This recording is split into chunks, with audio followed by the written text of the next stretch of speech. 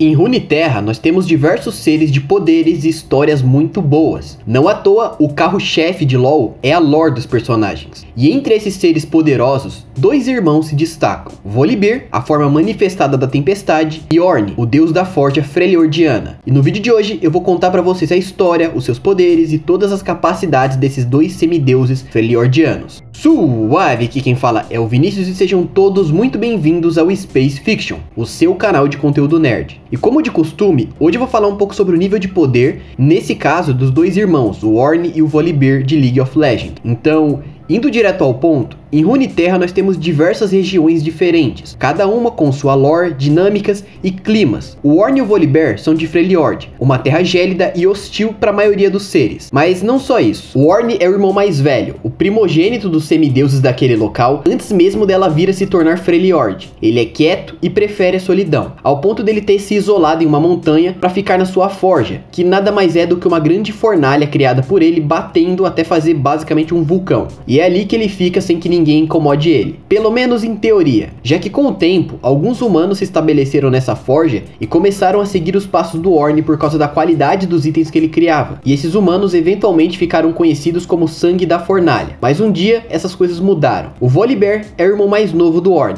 uma força da destruição com um profundo desprezo pelos humanos e pela civilização que eles criaram, porque ele realmente vê a humanidade como algo fraco. A civilização inteira criada pelos humanos é falha, então ele odeia eles. Mas basicamente, a selvageria do Volibear sempre rendeu problemas entre ele e os irmãos, e o Ornn principalmente porque várias lutas já ocorreram. Uma dessas lutas acabou ocorrendo no topo dessa montanha onde eles estavam, e é dessa que nós vamos falar agora. E a destruição causada pelos irmãos destruiu boa parte da forja e transformou as casas e os sangues de fornalha em ossos e cinzas. E é com esse fim trágico de tantas pessoas que eu vou pedir pra vocês deixarem o seu like e se inscreverem no canal. Porque se tirar o fim trágico, vocês meio que são o meu sangue da fornalha. Cada interação dá uma força para os vídeos continuarem, assim como os comentários que me ajudam a entender o que vocês querem para os próximos vídeos, tá? Então se você puder deixar o seu like e se inscrever no canal, eu agradeço. E se você tiver pelo celular, dá uma olhada aí se não aparece a opção de hypar esse vídeo, porque se você usar esses pontos para hypar esse vídeo, aumenta o alcance do canal. Então eu agradeço bastante porque dá uma força bem grande mesmo.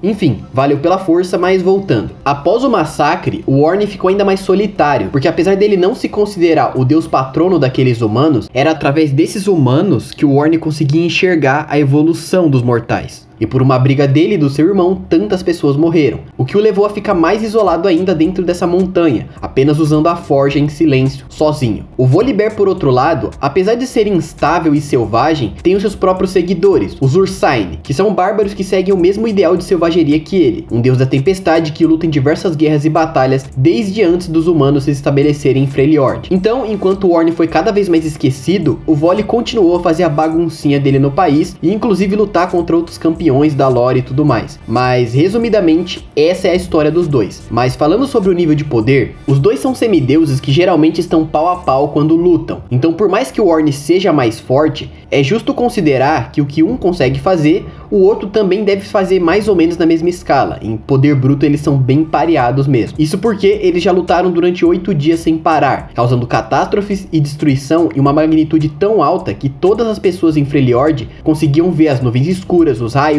a erupção de uma montanha e os terremotos resultados dessa luta. Era praticamente uma visão apocalíptica para um mortal. Isso porque nós estamos falando de semideuses capazes de afundar ilhas com os terremotos causados por uma simples frase quando tá irritado. E nesse caso eu tô falando do Ornn. Ou o Volibear, que consegue abrir vales e criar um rio durante lutas menores. Então a escala de destruição das lutas desse tipo de personagem é algo praticamente arquétipo em relação ao que um humano pode fazer. Ainda mais se você for considerar que Freljord, como é hoje, é assim por causa do Ornn, que literalmente desafiou o planeta para uma luta, e com os golpes dele, montanhas surgiram, vales afundaram e todo o país foi remodelado até que ele cansasse, depois de bastante tempo batendo no planeta. E inclusive, ele foi considerado tão digno que ele ganhou o poder do coração do planeta. Basicamente, manipular o calor do núcleo da Terra, no caso, Runeterra. Mas agora falando um pouco do Volibear, nessa parte de criação e remodelação para a Terra onde eles estavam se tornar Freljord, Freljord, ele acabou tendo um feito bem interessante também. Porque assim, ele enfrentou o Hound, que era uma serpente de magma tão poderosa que na luta entre eles, além deles formarem vales e ravinas, quando o Volibear finalmente derrotou essa criatura, o cadáver dela se tornou basicamente uma cordilheira. São as montanhas de Wyrmback. Então assim, o bicho era muito grande e vencer alguém desse tamanho é um feito bem impressionante também, tá? E sobre poder bruto e força física é isso que dá pra dizer, mas o Volibear controla raios e relâmpagos tão bem que ele pode utilizar eles pra aumentar o próprio poder e velocidade. Isso quando ele não vai literalmente atacar os alvos dele com a eletricidade. Outro poder do Voli é a sua capacidade de manipular o clima. E ele também tem um certo tipo de regeneração baseado em ferir um adversário e se curar no processo. Mas uma coisa que eu tenho que deixar meio claro sobre essa habilidade é que não tem como saber se ela é completamente mecânica de gameplay, porque isso é uma skill dele, ou se ele realmente consegue fazer isso na lore, diferente das outras habilidades que é descrita na lore dele mesmo. É citado com todas as letras e tudo mais. Mas falando de outra coisa que é uma habilidade dele, mas essa daqui é confirmada que é uma habilidade dele mesmo, não é só gameplay não, ela realmente acontece na lore. É a ultimate dele, que é basicamente uma transformação, onde ele fica maior e mais forte fisicamente. Ele basicamente fica mais poderoso no geral. Enquanto o Ornn pode cuspir e manipular o fogo de uma forma geral também, porque como eu disse, ele conseguiu o calor do núcleo do planeta depois de ter batido na Terra e tudo. Ele também pode forjar itens muito poderosos, já que essa é basicamente a função dele, ele é o deus da forja.